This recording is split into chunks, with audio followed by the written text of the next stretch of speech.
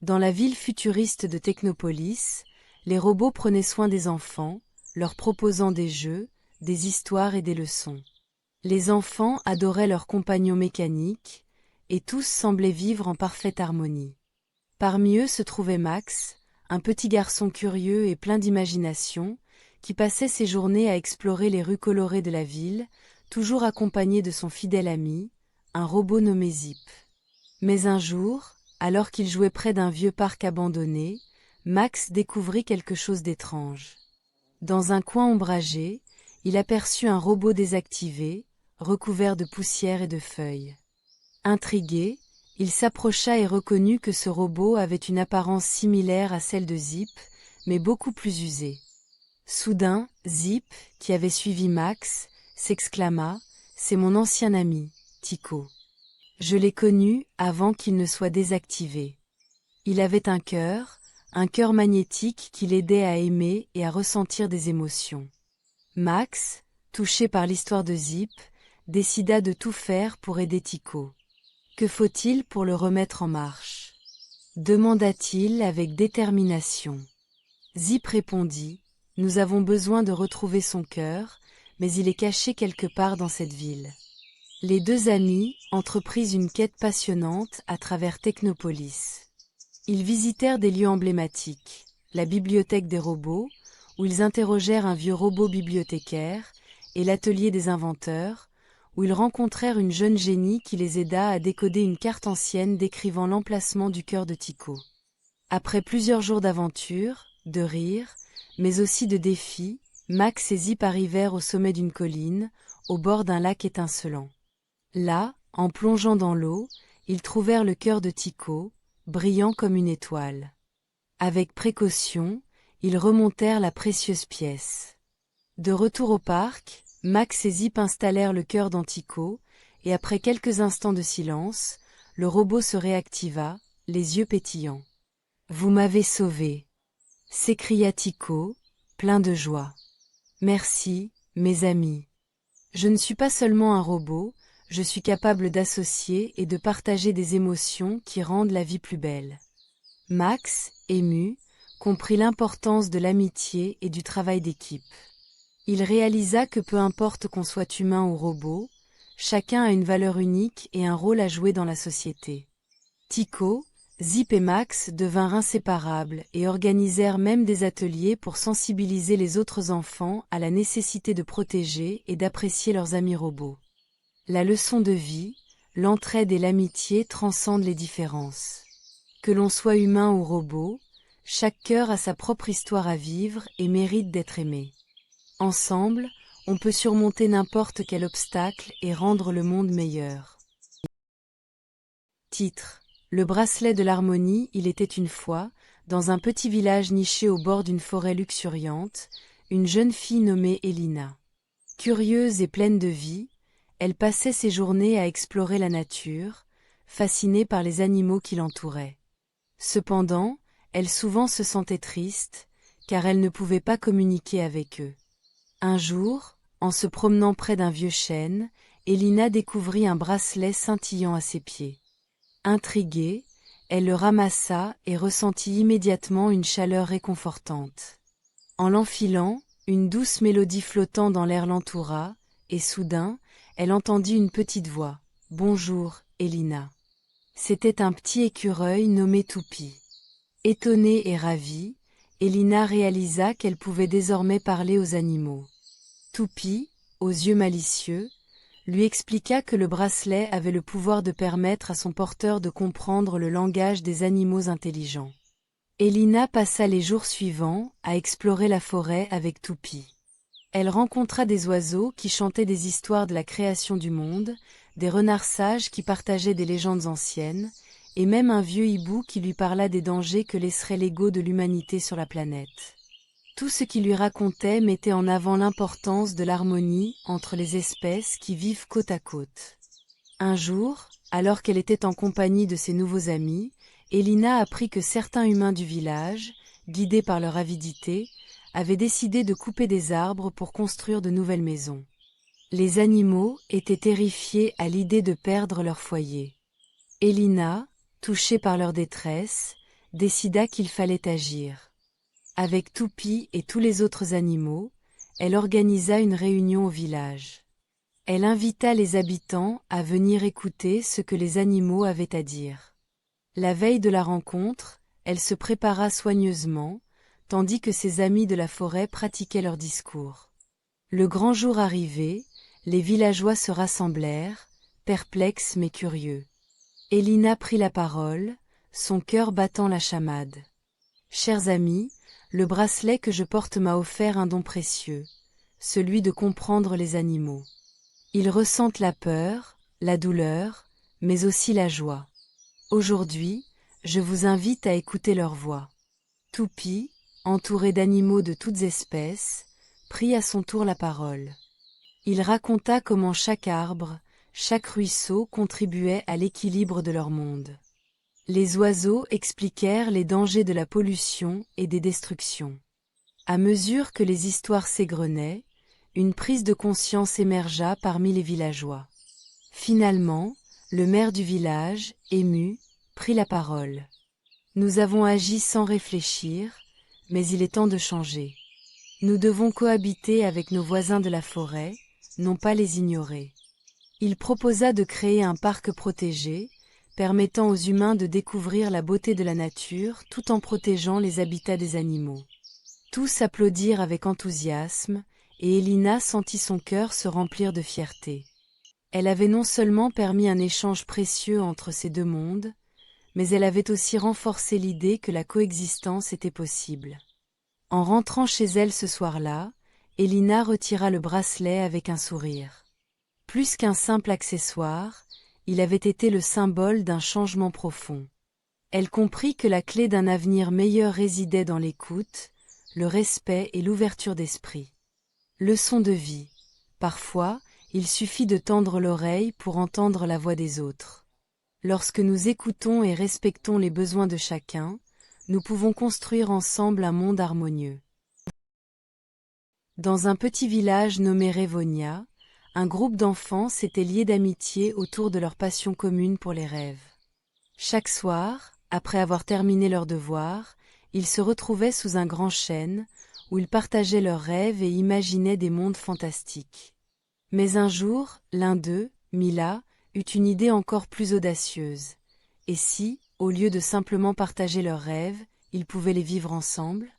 Les enfants, excités par cette idée, prirent la décision d'unir leurs esprits avant de s'endormir, en se tenant par la main et en se concentrant sur l'imaginaire collectif. À leur grande surprise, ils se retrouvèrent dans un monde coloré, rempli de créatures étranges, de champs de fleurs chantantes et de rivières arc-en-ciel. Ce monde était le reflet de leur imagination, une toile peinte par leurs rêves communs. Dans ce nouvel univers, ils rencontrèrent un sagibou nommé Discernement, qui leur confia une quête, retrouver la clé de l'harmonie, cachée quelque part dans ce royaume enchanteur. Cette clé était essentielle pour maintenir l'équilibre entre les rêves et la réalité.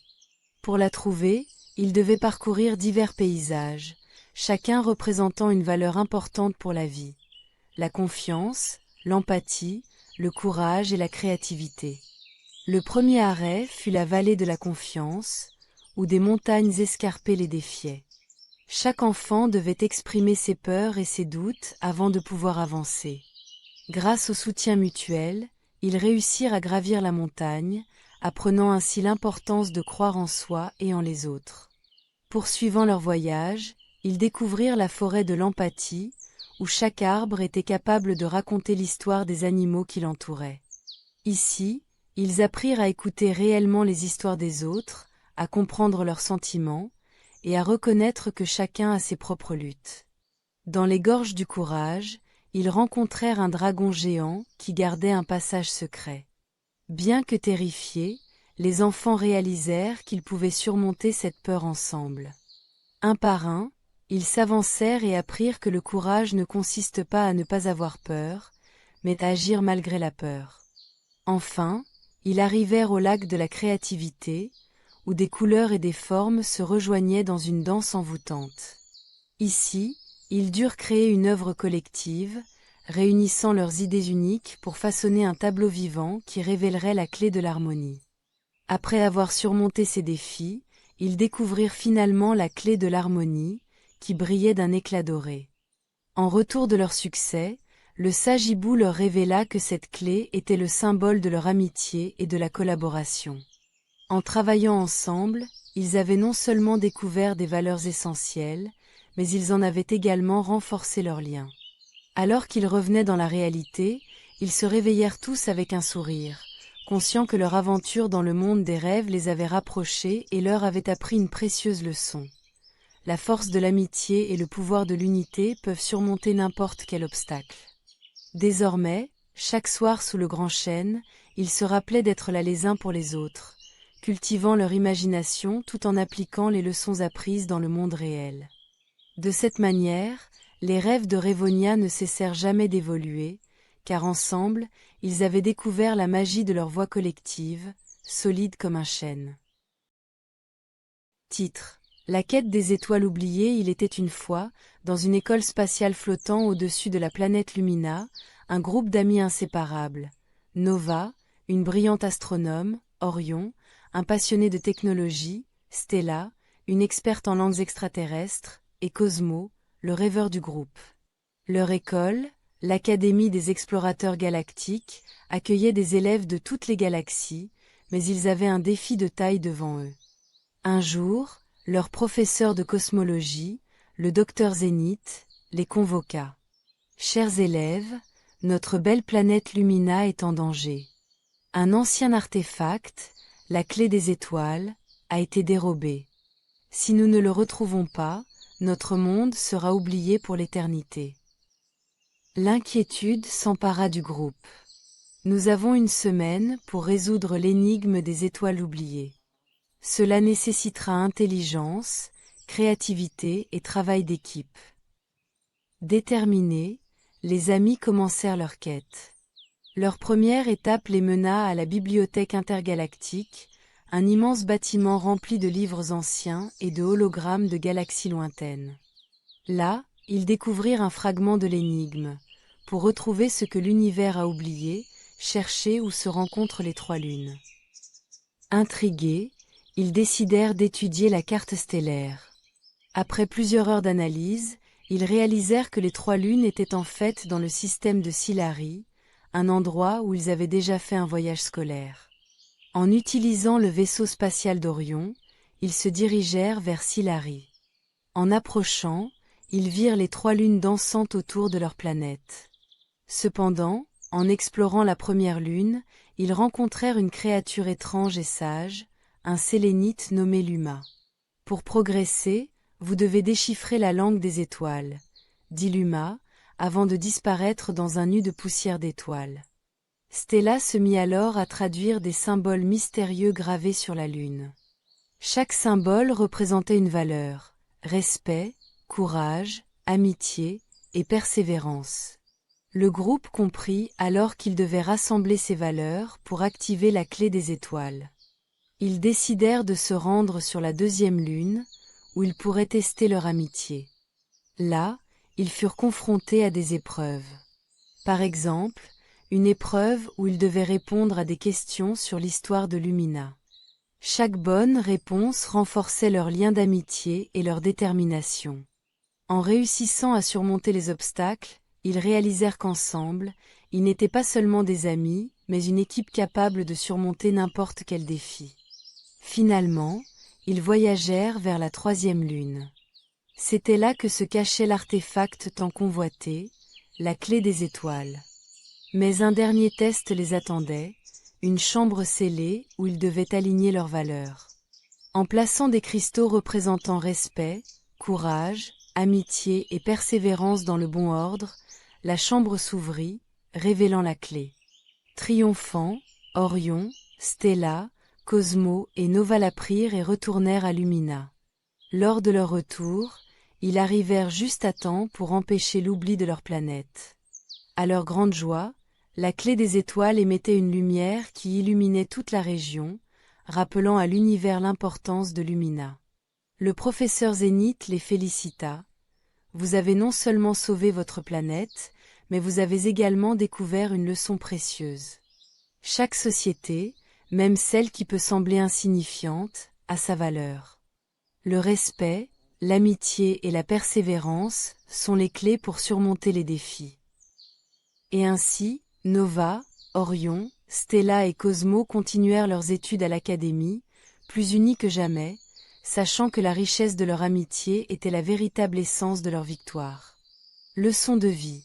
Ensemble, grâce à notre amitié, notre respect mutuel et notre persévérance, nous pouvons surmonter n'importe quel obstacle et rappeler à chacun que chaque voix compte dans l'univers.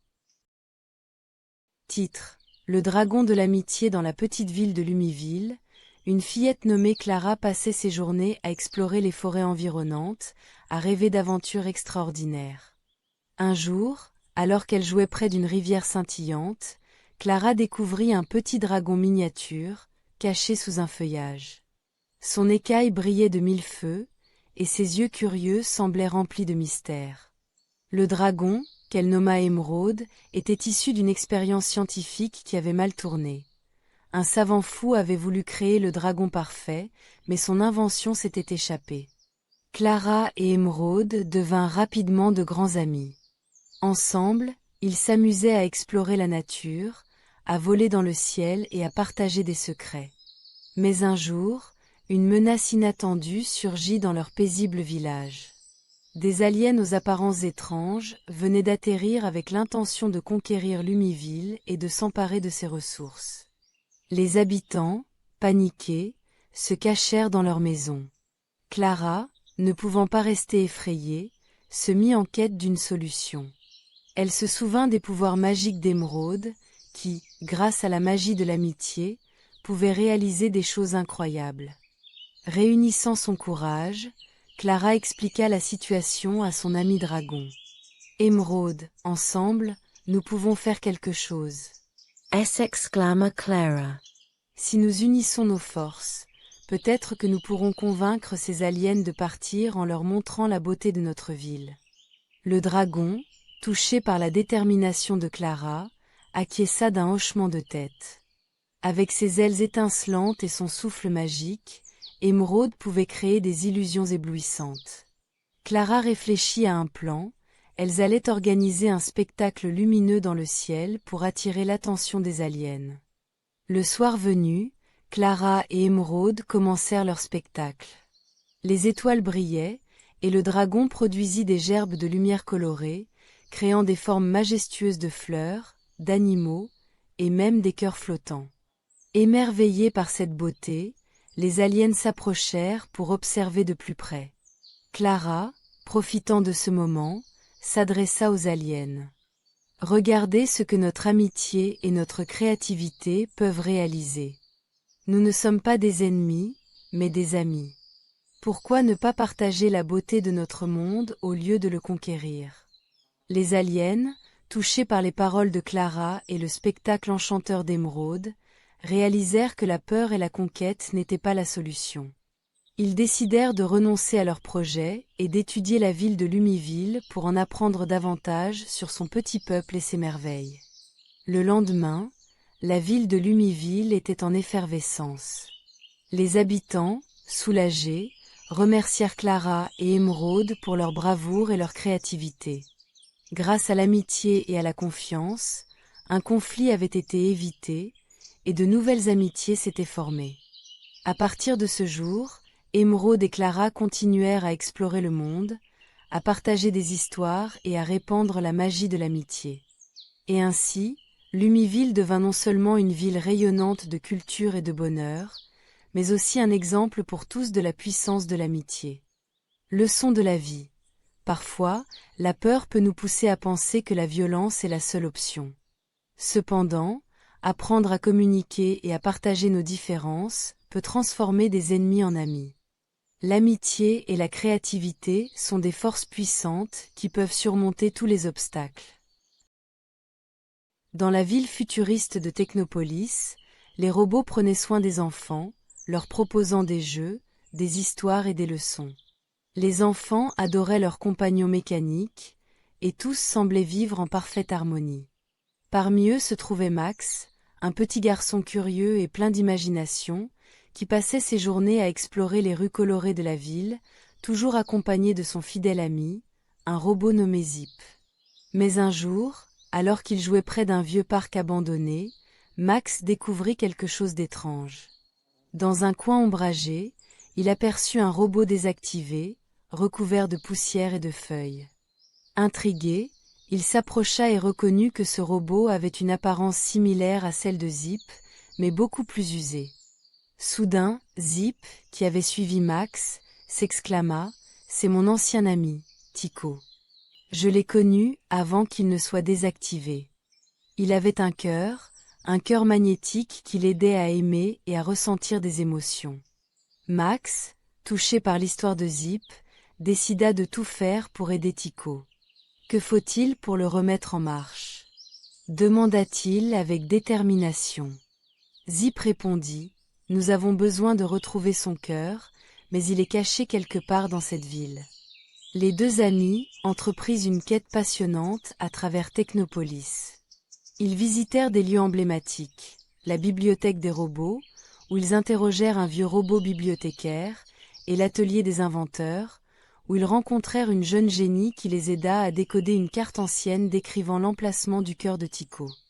Après plusieurs jours d'aventure, de rires, mais aussi de défis, Max et Zip arrivèrent au sommet d'une colline, au bord d'un lac étincelant.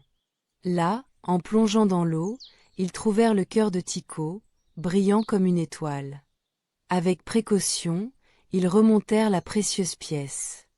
De retour au parc, Max et Zip installèrent le cœur dans Tycho, et après quelques instants de silence, le robot se réactiva, les yeux pétillants. « Vous m'avez sauvé !» s'écria Tycho, plein de joie. « Merci, mes amis.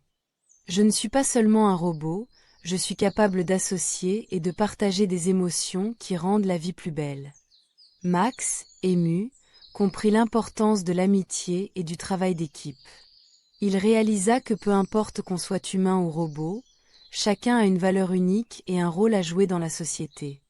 Tycho, Zip et Max devinrent inséparables et organisèrent même des ateliers pour sensibiliser les autres enfants à la nécessité de protéger et d'apprécier leurs amis robots. La leçon de vie, l'entraide et l'amitié transcendent les différences. Que l'on soit humain ou robot, chaque cœur a sa propre histoire à vivre et mérite d'être aimé. Ensemble, on peut surmonter n'importe quel obstacle et rendre le monde meilleur. Titre: Le bracelet de l'harmonie. Il était une fois, dans un petit village niché au bord d'une forêt luxuriante, une jeune fille nommée Elina. Curieuse et pleine de vie, elle passait ses journées à explorer la nature, fascinée par les animaux qui l'entouraient. Cependant, elle souvent se sentait triste, car elle ne pouvait pas communiquer avec eux. Un jour, en se promenant près d'un vieux chêne, Elina découvrit un bracelet scintillant à ses pieds. Intriguée, elle le ramassa et ressentit immédiatement une chaleur réconfortante. En l'enfilant, une douce mélodie flottant dans l'air l'entoura, et soudain, elle entendit une petite voix. « Bonjour, Elina. » C'était un petit écureuil nommé Toupie. Étonnée et ravie, Elina réalisa qu'elle pouvait désormais parler aux animaux. Toupie, aux yeux malicieux, lui expliqua que le bracelet avait le pouvoir de permettre à son porteur de comprendre le langage des animaux intelligents. Elina passa les jours suivants à explorer la forêt avec Toupie. Elle rencontra des oiseaux qui chantaient des histoires de la création du monde, des renards sages qui partageaient des légendes anciennes, et même un vieux hibou qui lui parla des dangers que laisserait l'ego de l'humanité sur la planète. Tout ce qu'il lui racontait mettait en avant l'importance de l'harmonie entre les espèces qui vivent côte à côte. Un jour, alors qu'elle était en compagnie de ses nouveaux amis, Elina apprit que certains humains du village, guidés par leur avidité, avaient décidé de couper des arbres pour construire de nouvelles maisons. Les animaux étaient terrifiés à l'idée de perdre leur foyer. Elina, touchée par leur détresse, décida qu'il fallait agir. Avec Toupie et tous les autres animaux, elle organisa une réunion au village. Elle invita les habitants à venir écouter ce que les animaux avaient à dire. La veille de la rencontre, elle se prépara soigneusement, tandis que ses amis de la forêt pratiquaient leur discours. Le grand jour arrivé, Les villageois se rassemblèrent, perplexes mais curieux. Elina prit la parole, son cœur battant la chamade. « Chers amis, le bracelet que je porte m'a offert un don précieux, celui de comprendre les animaux. Ils ressentent la peur, la douleur, mais aussi la joie. Aujourd'hui, je vous invite à écouter leur voix. » Toupie, entouré d'animaux de toutes espèces, prit à son tour la parole. Il raconta comment chaque arbre, chaque ruisseau contribuait à l'équilibre de leur monde. Les oiseaux expliquèrent les dangers de la pollution et des destructions. À mesure que les histoires s'égrenaient, une prise de conscience émergea parmi les villageois. Finalement, le maire du village, ému, prit la parole. « Nous avons agi sans réfléchir, mais il est temps de changer. Nous devons cohabiter avec nos voisins de la forêt, non pas les ignorer. » Il proposa de créer un parc protégé, permettant aux humains de découvrir la beauté de la nature tout en protégeant les habitats des animaux. Tous applaudirent avec enthousiasme, et Elina sentit son cœur se remplir de fierté. Elle avait non seulement permis un échange précieux entre ces deux mondes, mais elle avait aussi renforcé l'idée que la coexistence était possible. En rentrant chez elle ce soir-là, Elina retira le bracelet avec un sourire. Plus qu'un simple accessoire, il avait été le symbole d'un changement profond. Elle comprit que la clé d'un avenir meilleur résidait dans l'écoute, le respect et l'ouverture d'esprit. Leçon de vie. Parfois, il suffit de tendre l'oreille pour entendre la voix des autres. Lorsque nous écoutons et respectons les besoins de chacun, nous pouvons construire ensemble un monde harmonieux. Dans un petit village nommé Révonia, un groupe d'enfants s'était lié d'amitié autour de leur passion commune pour les rêves. Chaque soir, après avoir terminé leurs devoirs, ils se retrouvaient sous un grand chêne, où ils partageaient leurs rêves et imaginaient des mondes fantastiques. Mais un jour, l'un d'eux, Mila, eut une idée encore plus audacieuse. Et si, au lieu de simplement partager leurs rêves, ils pouvaient les vivre ensemble? Les enfants, excités par cette idée, prirent la décision d'unir leurs esprits avant de s'endormir, en se tenant par la main et en se concentrant sur l'imaginaire collectif. À leur grande surprise, ils se retrouvèrent dans un monde coloré, rempli de créatures étranges, de champs de fleurs chantantes et de rivières arc-en-ciel. Ce monde était le reflet de leur imagination, une toile peinte par leurs rêves communs. Dans ce nouvel univers, ils rencontrèrent un sagibou nommé Discernement, qui leur confia une quête, retrouver la clé de l'harmonie, cachée quelque part dans ce royaume enchanteur. Cette clé était essentielle pour maintenir l'équilibre entre les rêves et la réalité.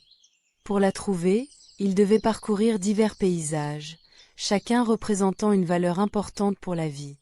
La confiance, l'empathie, le courage et la créativité. Le premier arrêt fut la vallée de la confiance, où des montagnes escarpées les défiaient. Chaque enfant devait exprimer ses peurs et ses doutes avant de pouvoir avancer. Grâce au soutien mutuel, ils réussirent à gravir la montagne, apprenant ainsi l'importance de croire en soi et en les autres. Poursuivant leur voyage, ils découvrirent la forêt de l'empathie, où chaque arbre était capable de raconter l'histoire des animaux qui l'entouraient. Ici, ils apprirent à écouter réellement les histoires des autres, à comprendre leurs sentiments, et à reconnaître que chacun a ses propres luttes. Dans les gorges du courage, ils rencontrèrent un dragon géant qui gardait un passage secret. Bien que terrifiés, les enfants réalisèrent qu'ils pouvaient surmonter cette peur ensemble. Un par un, ils s'avancèrent et apprirent que le courage ne consiste pas à ne pas avoir peur, mais à agir malgré la peur. Enfin, ils arrivèrent au lac de la créativité, où des couleurs et des formes se rejoignaient dans une danse envoûtante. Ici, ils durent créer une œuvre collective, réunissant leurs idées uniques pour façonner un tableau vivant qui révélerait la clé de l'harmonie. Après avoir surmonté ces défis, ils découvrirent finalement la clé de l'harmonie, qui brillait d'un éclat doré. En retour de leur succès, le sage hibou leur révéla que cette clé était le symbole de leur amitié et de la collaboration. En travaillant ensemble, ils avaient non seulement découvert des valeurs essentielles, mais ils en avaient également renforcé leurs liens. Alors qu'ils revenaient dans la réalité, ils se réveillèrent tous avec un sourire, conscients que leur aventure dans le monde des rêves les avait rapprochés et leur avait appris une précieuse leçon. La force de l'amitié et le pouvoir de l'unité peuvent surmonter n'importe quel obstacle. Désormais, chaque soir sous le grand chêne, ils se rappelaient d'être là les uns pour les autres, cultivant leur imagination tout en appliquant les leçons apprises dans le monde réel. De cette manière, les rêves de Rayvonia ne cessèrent jamais d'évoluer, car ensemble, ils avaient découvert la magie de leur voix collective, solide comme un chêne.